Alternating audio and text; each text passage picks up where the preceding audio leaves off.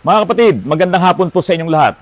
Ang isa sa pinakamahirap na presyuhan sa trabaho po namin dito sa shop ay yung magpe-presyo ka doon sa isang sira na mayroong lang sa dulo. Halimbawa, may leak lang. No? May leak, may tagas lang. Kapag ka po may tumatawag sa akin, nagme-message at magtatanong, Sir, magkano po ba ang magagastos ko? May leak lang po ng diesel. May leak lang po ng langis. Hindi po talaga namin masasagot yan. Hindi ko kayang sagutin hanggat hindi ko nakikita.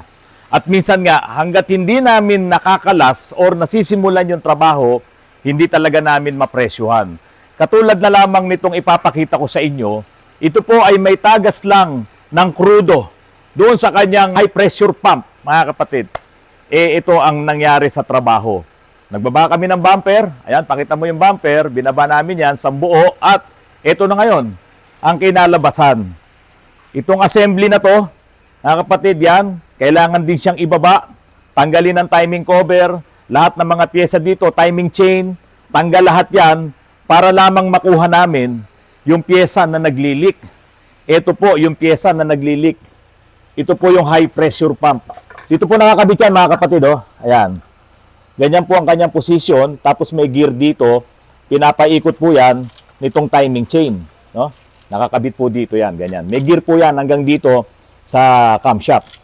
Ngayon, kailangan matanggal namin to kasi ito, mga kapatid, ginawa na rin sa iba to. Kaso dahil nga sa mahirap yung trabaho, ang ginawa lang nila, nilagyan to ng epoxy dito. Yan, may bakas pa nga po ng epoxy dito yan, no? At meron naman akong picture nito na nung nakakabit pa yan dyan, punong-puno ito ng epoxy. Dahil nga po, sa hirap ng trabaho na gagawin, biro nyo, kinalas pa lahat yan para lang makuha itong high pressure pump na to at alisin yung tagas dito. Ngayon, para matanggal ang tagas dito, kailangan din talaga ay magaling ang gagawa nito. Kasi hindi mo naman to basta-basta matetes kung wala doon sa mismong sasakyan. Kaya ito po ay aayusin natin at check natin kung ano yung the best possible na solution para talagang matakpan yung leak po ng dito ng krudo. So ngayon ito, mga kapatid, walang problema to, hindi ito sira yung pump mismo, dito lang may leak lang siya dito. Kaso ang trabahong mangyayari napakalaki. Daig mo pa ang nagpapalit ng timing chain. Daig mo pa ang nagpagawa ng air condition mo. O kaya naman nagpalit ka ng radiator kasi ang radiator nito basag din. Nasaan yung basag ng radiator? Ito, mga kapatid, tignan mo na lang, oh. Ayan na lang, oh. Tignan mo, basag po yan, oh. Oh, maliwanag ba? O yan, puro kalawang na yan. Tignan nyo po. Ang nakakalungkot dito, mga kapatid, sige, balik mo na. Modelo pa po itong Starex na to. Pero ba't nagkaganito ang kanyang problema? Mabuti na lamang, nadala ulit dito sa amin at hindi ko naman po matanggihan yung mga ganitong klaseng trabaho. Kahit na mahirap, kahit na bibilang ng maraming araw para ayusin, hindi naman natin matanggihan. Kasi nga po, mas lalong magiging delikado para dito sa unit na ito, ang mag-overheat pa siya. Mag-overheat na, tumatagas pa yung diesel, yung crudo, doon sa high pressure pump. At yun nga po, yung opening ng aking video na sinasabi ko sa inyo, ito yung mahirap presyuhan.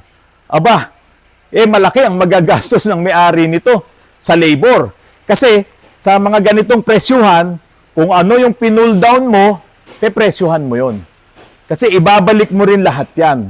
Yun po ang magiging batayan natin kung paano natin presyuhan ang trabaho nito. Pero siyempre, kasama na po sa gagawin natin dito ay yung linisin lahat.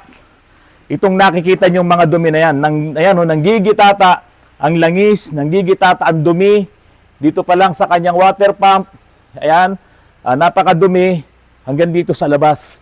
So lahat yan ay madadamay na sa gagawin nating trabaho. Baka ang presyo nito para na rin nag-overhaul ng mga maliliit na kotse sa bigat po ng trabaho nito. Sa labor po dahil marami tayong pinull down, marami tayong aayusin. Yan, mga kapatid, pag malaki ang sasakyan, kahit na sabihin mong maliit lang ang pyesa na aayusin mo, leak lang, tagas lang, hindi ka makakasigurado na maliit lang ang babayaran nyo. Ngayon, mga kapatid, meron akong inayos na sasakyan na hanggang ngayon ay nandito pa, kahapon po ito. Ayan nga po itong Explorer po na yan na nasa lifter. Yan po kasi ay napabayaan din ng may-ari.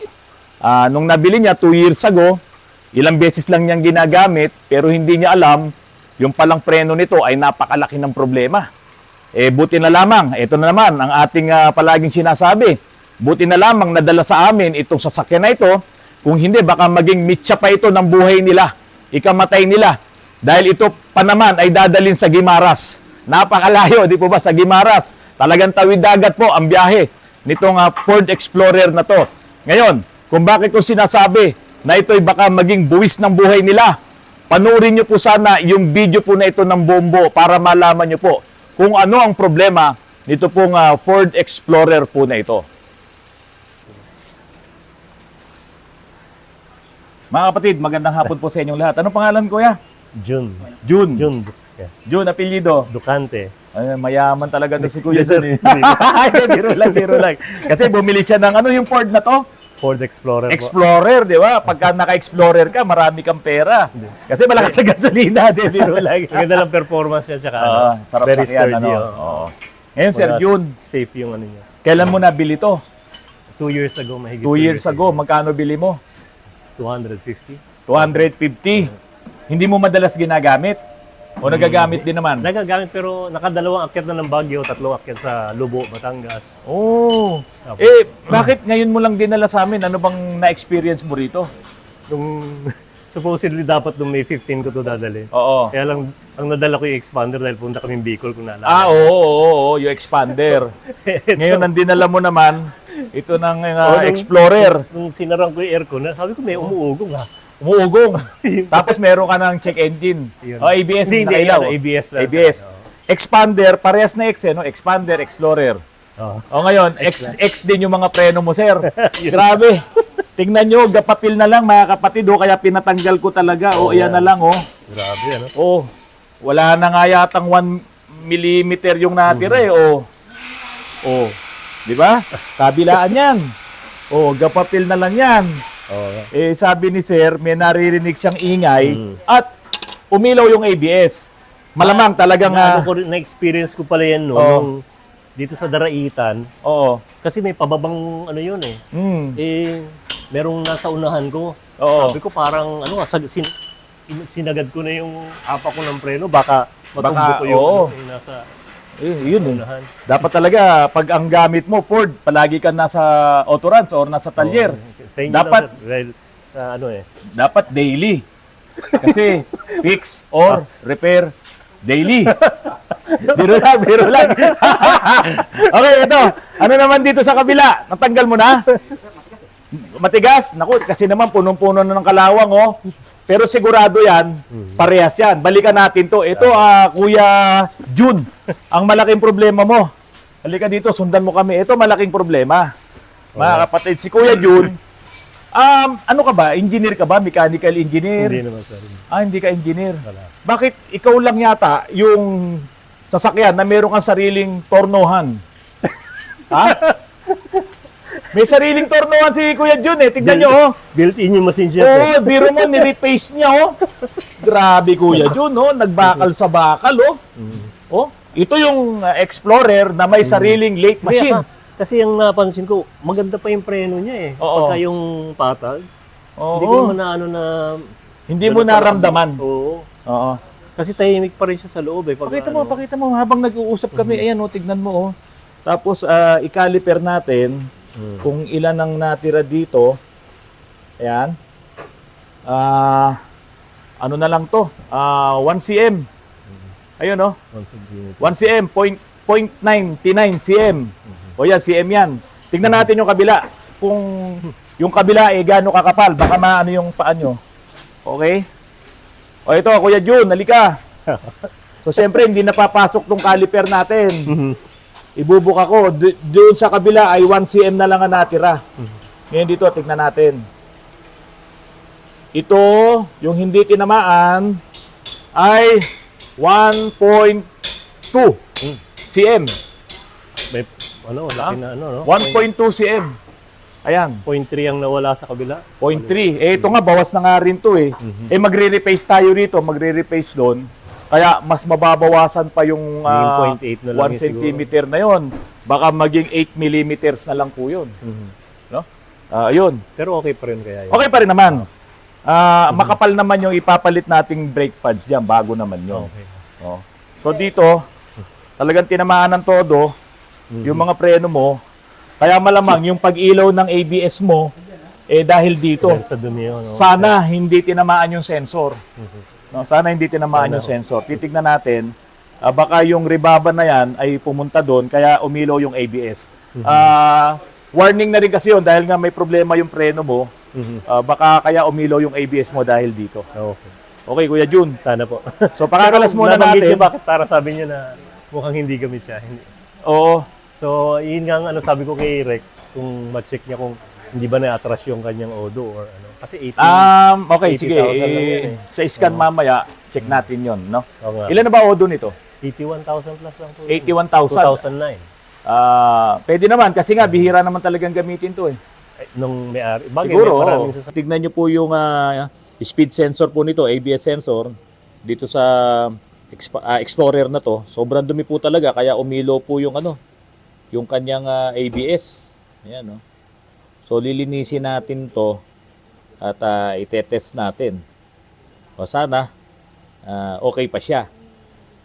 In-scan nyo ba to? Ano ba na-scan mo? Ano nakalagay doon sa scan? Circuit high, circuit low. Okay, anuhin mo rin to, bugahan mo rin to ng brake cleaner. Itong kabila, ganun din.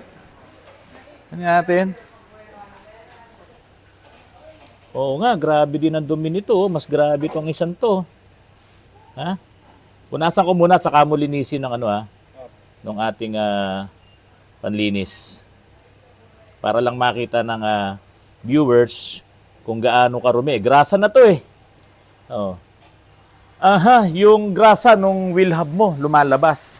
I-check mo ring mabuti yun Kasi grasa na yan Kahit nalinisin mo ngayon yan, pag lipat na naman ng grasa doon sa kanya, ilaw na naman ABS niyan. Dito tayo sa kabila. Baka sobra-sobra sa grasa. Okay, ito. Kumusta to? Ito, konti lang. Ha? Okay. Kasi ito, hindi masyadong grabe yung kain dito. Itong kabila, tingnan natin yung kabila. Ito. Okay, ito naman yung yung magneto niya. Ayan Talagang sumobra dumi ng magneto nito. Linisin na lang maigi. Okay mga kapatid, yung mga sensor po na yan, huwag kayong matatakot na linisin. Kasi talaga namang yan pwede mo i-DIY. Yun nga lang, ang nakakatakot doon, paano mo iaangat yung mga sasakyan? Napakadelikado din. Huwag kayong gagamit ng mga scissors jack, tapos susot kayo sa ilalim, hindi nyo inalis. Dapat pagka mga ganun ng jack nyo, karamihan sa mga kotse yan, sa mga sedan, dapat meron po kayo ng mga ganitong jack stand, mga kapatid, para talagang safety. Ito ay 3-ton jack stand. Kapag magagawa kayo at iaangat nyo yung mga sasakyan. Kahit sabihin mong pa isa-isang gulong, delikado pa rin yun kasi mabuhay yung mga scissors jack na yan. At yun namang nabibili rin ng mga alligator jack na hindi naman kalakihan, mabuhay din po yun. At huwag nyo masyadong asahan yan kasi pwede talagang bigla na lang sumingaw yung pressure doon sa pinaka-cylinder niya. Naku, mababagsakan kayo. Importante, meron kayong mga jack stand kapag ka po kayo ay susot sa ilalim at kayo po ay magdi-DIY. Itong brake shoe sa handbrake, hindi na rin to reliable. Baka pwedeng ipasabay mo na to kung merong available Hindi na rin to reliable. Sa tagal nito, original pa to. Kung meron lang, kung may available. Ito, hindi ito pwedeng ipabanding. Kasi yung mga ganito na brake shoe, sa mga sa mga handbrake, makakapal yung pag pinaribad mo. Dapat original talaga. Grabe. Halos wala na. Konting-konti na lang. Dapat pala, every Wala 6,000 na, mag-check ako, magpalit na na. I-check nyo palagi ito. Hindi pwede yung ganyan. Ito, hindi pa inabot, pero re-repace na rin tayo. Repace tayo lahat. Ang bilis naman, hindi pa ako masyadong pinagpapawisan. Na-repace na ni Engineer Tolix yung dalawang front rotor disc. Ganda ng pagkaka-repace. So yan, yung dalawa pang likod ang i-repace. Kapag meron kayong mga ganitong klaseng sasakyan, mabigat kasi body nito. Tapos mabibilis, malalakas. So yung bawat preno mo, yung bawat alalay mo sa preno, halimbawa bumabiyahe ka, mabigat ang sasakyan mo, mas malakas ang wear enter ng brake pads. Kung halimbawa meron kang kotse, meron ka nito, magkaiba sila ng kain. So mas matagal yung sa mga maliliit na sedan maubos compare dito. Kasi malakas nga talaga yung power niya. Malakas yung power. Pag namembreno ka, mabigat yung load. So mas marami yung nauubos. Kaya dito, pag meron kang ganitong Explorer, dapat araw-araw kayo sa autoruns. Yan. Di ba? Bakit araw-araw? Autoruns lang kay Sir Bakit Randy araw-araw, sir? So ayun, total, nandito na po tayo. Fix or repair daily. Ayun, si sir nagsabi nun Dahil nga po sa itong Explorer po na to, ay manipis na yung kanyang mga brake pads. Ang naging tendency nun, mga kapatid, ito po yung piston cylinder. Dahil sa numipis na yung brake pads, ang nangyari po, lumabas yan ng ganyang kalabas. Yan. Ngayon, nung nagpalit na tayo ng bagong brake pads, pumasok ngayon to. Pero, madumi po dito. Kaya ang nangyari, nag-stack up siya. Hindi ko to pinauwi kahapon dahil alam kong magkakaproblema. Pinakalas ko po kaninang umaga itong mga piston, saka po itong cylinder. Ito po yung cylinder, para po talagang malinis natin. Ito po yung pinaka-cylinder niya, ito malinis na. Pero ito pong portion na to, punong-puno po ito ng kalawang. Yung bungad yan, pati yung pinaka-rubber dito. So yung dumi na yon ay pumasok. Nung ito'y naitulak ng brake pads, pumasok ng ganon. Kaya po nung chine-testing na, ayaw na itong maggalaw dahil nga sa dumi. So pinakalas natin. Yung kabilang piston assembly pala ay nagkaroon ng problema dahil sa hindi nga po matanggal. Ayan at stock up na siya. Ito po ang nangyari. Nabaak na po itong kanyang piston. Naku, maghahanap tayo ngayon ng pyesa nito. At kasi ito ang nangyari, doon sa kabila kasi, ito po talaga yung nagbakal sa bakal, yung nagkaroon ng pag-grind ng metal to metal. Malamang naapektuhan to, itong piston na to, kaya ganito na siya naging brittle. So yun po ang problema na kinakaharap ngayon itong Ford Explorer po na ito. Sana may mabili tayong piston na katulad nito para may ayos na po natin itong sasakyan. Dahil sa nakita nyo na problema nitong Explorer na ito, dahil nga sa pagkaka-stack up ng kanyang mga preno at nagka-problema nga talaga siya doon sa mga rotor discs niya, yun sinasabi ko na kung sakaling dinala to sa Guimaras or sa Guimaras, talagang magbubuwis buhay po sila rito dahil ito po ay hindi diesel, Ito po ay gasoline engine. At kung magkakaroon nga ng sunog sa kaskasan ng metal to metal dito, napapanood naman niya yan sa ibang mga videos sa YouTube, na talagang umaapo yan pag talagang sobrang bilis ng takbo at talagang nagbakal sa bakal siya, nagkakaskasan siya, pwedeng umapoy at ang tangke ng gasolina nandito lamang din po sa ilalim nito. Delikado po talaga. So yun mga kapatid, laging i-check ang ating mga sasakyan, lalo na sa mga ganitong klase ng mga problema. Kahit naman kayo, pwede niyong ma-check yan. Kapag kayong lagayan ng fluid ay bumababa, nauubos, huwag niyong dadagdagan. Kailangan magpa-check kayo ng inyong sasakyan. Kapag kayong fluid ay nauubos dun sa kanyang canister, ibig sabihin may napupudpod na linings doon or may sira kayong pyesa sa preno. Mga kapatid, maraming salamat sa patuloy na pagtangkilik niyo po sa aking channel. Kung pwede po sana, paki-likes, paki-subscribe po ang aking channel. At mga kapatid, huwag niyo pong kalimutan yung ating insurance. Kahit paano, kung madidisgrasya, kung magkakaroon ng problema, dapat insured kayo. At insured ang inyong sasakyan.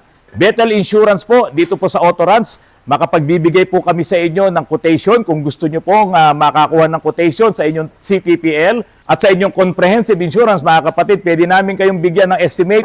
Ipadala nyo po sa amin ang inyong existing policy sa inyong mga sasakyan at ibabase po natin doon ang magiging next na insurance po ninyo at makakahingi pa po kayo ng discount. Huwag nyo pong kalimutan ang insurance. Napaka-importante po niyan. kahit CTPL, pwede nating palakihin ang coverage niyan. Dito lamang po sa Bethel Insurance. Kaya tawag na po sa numero po na nasa screen para masubukan nyo ang Bethel Insurance ni Autorans. Magandang hapon po. Maraming salamat sa inyong lahat.